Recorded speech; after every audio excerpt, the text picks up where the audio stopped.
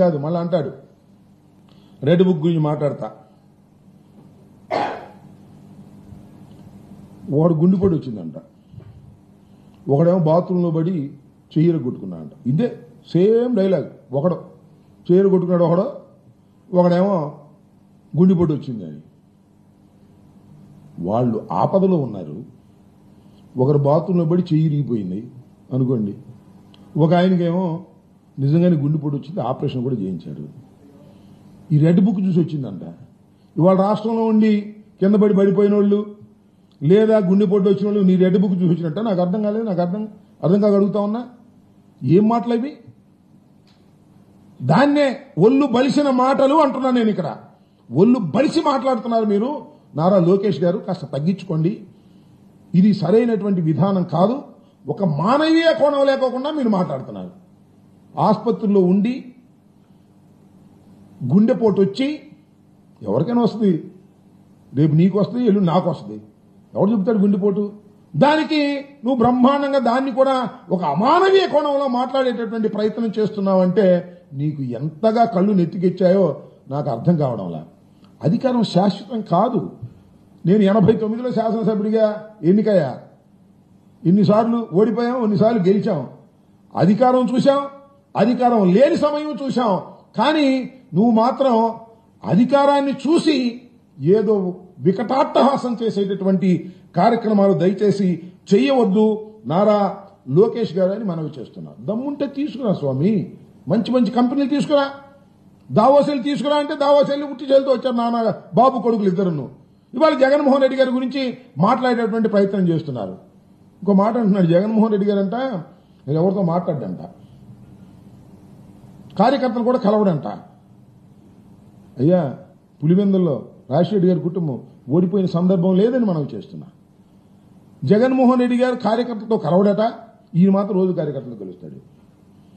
అసలు నేను ఒక మాట చెప్తున్నానయ్యా, అసలు జగన్మోహన్ రెడ్డి గారు రాష్ట్రంలో ఉన్నటువంటి అన్ని ప్రాంతాలకు తిరగటం మొదలెడితే అసలు మీరు సెక్యూరిటీనే కల్పించలేదు. అంత ప్రజాదరణతో ముందుకు వెళ్లేటటువంటి వ్యక్తి జగన్మోహన్ రెడ్డి గారు. మొన్న మిర్చి యార్డుకి వస్తే సెక్యూరిటీ తీశారే మీరు. ఇవాళ చెబుతున్నాడు పవన్ కళ్యాణ్ గారి కన్నా ఎక్కువ సెక్యూరిటీ ఉందంట. మొన్న మిర్చి యార్డు దగ్గరికి మిర్చి రైతుల్ని పరామర్శించడానికి వస్తే పక్కన విత్డ్రా చేసుకున్నారండి సెక్యూరిటీని. జగన్మోహన్ రెడ్డి గారు, నేను మనవి చేస్తున్నా, ఇప్పటికి 10 మాసాలు అయిపోయింది, ఓటమి పాలై మేము. మాకు 11 సీట్లు మాత్రమే వచ్చాయి. ఇది వాస్తవం. అది కనుకొట్టో మాయో ప్రజల నిర్ణయమో అది వేరే విషయం.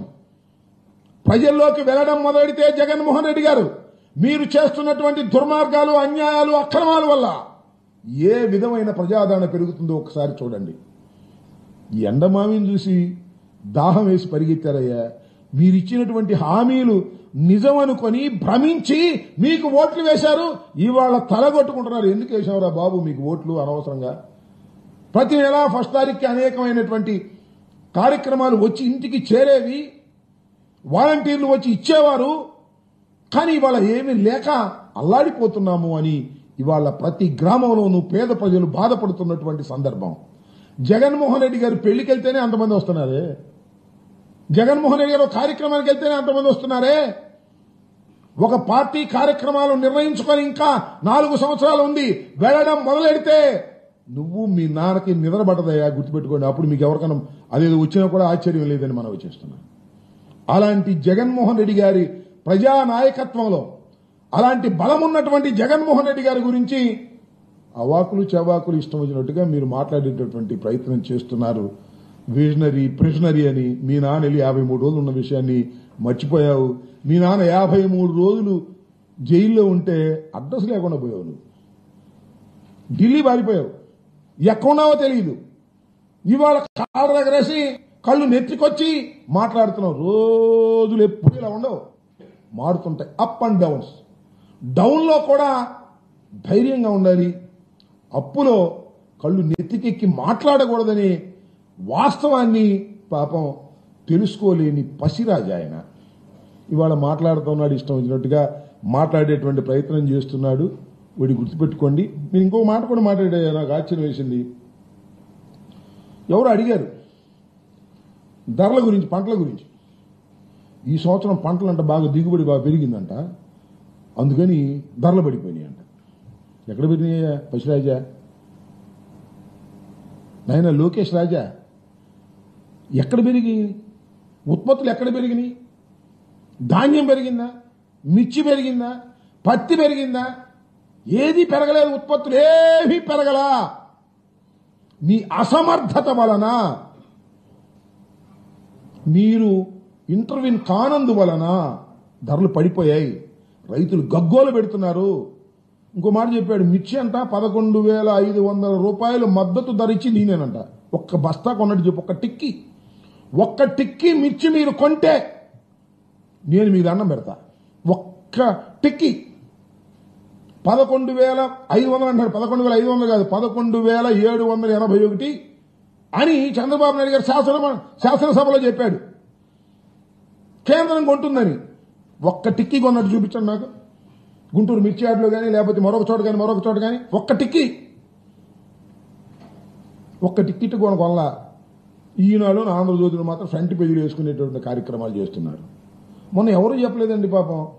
రైతులు దించారు, దించితే 7,000కి 8,000కి అడుగుతున్నారంట కింటాలు. రోడ్డు మీదకి వచ్చి నుంచున్నారు.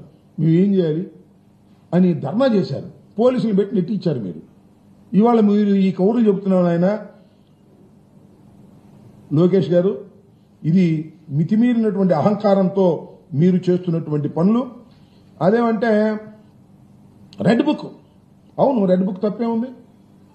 ఎవరు అడిగారు, ఏమండి పోలీసులంతా మీ రెడ్ బుక్ రాజ్యాంగాన్ని అమలు చేస్తున్నారంట కదా అంటే, తప్పే ఉంది. రెడ్ బుక్ రాజ్యాంగాన్ని అమలు చేస్తే రెడ్ బుక్లో ఏమి రాశాం? ఎవరు తప్పు చేస్తే వాళ్ళని శిక్షించాలని రాశాంట. అది రెడ్ బుక్లో రాయటం ఎందుకు? ఎవరు తప్పు చేస్తే వాళ్ళని శిక్షించాలని చట్టాలు చెబుతున్నాయి కదా, కొత్త చట్టాలు ఏమి రాస్తా ఉన్నాయి? నాకు అర్థం కాల. నీకు పిచ్చెక్కి కాకపోతే, ఒళ్ళు బలిసి కాకపోతే రెడ్ బుక్లో పేర్లు రాస్తా అంట. ప్రాజెక్టులకు అడ్డం వస్తే రెడ్ బుక్లో పేర్లు రాస్తా.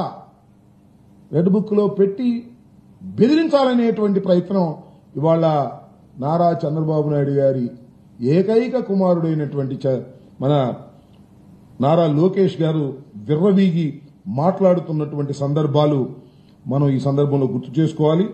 ఇలాంటి పిచ్చి డైలాగులు చేసి ప్రజల దగ్గర ఏదో పొందాలని అనుకుంటే మాత్రం అది సరైనటువంటి ప్రయత్నం కాదని నారా లోకేష్ గారు తెలుసుకోవాలి.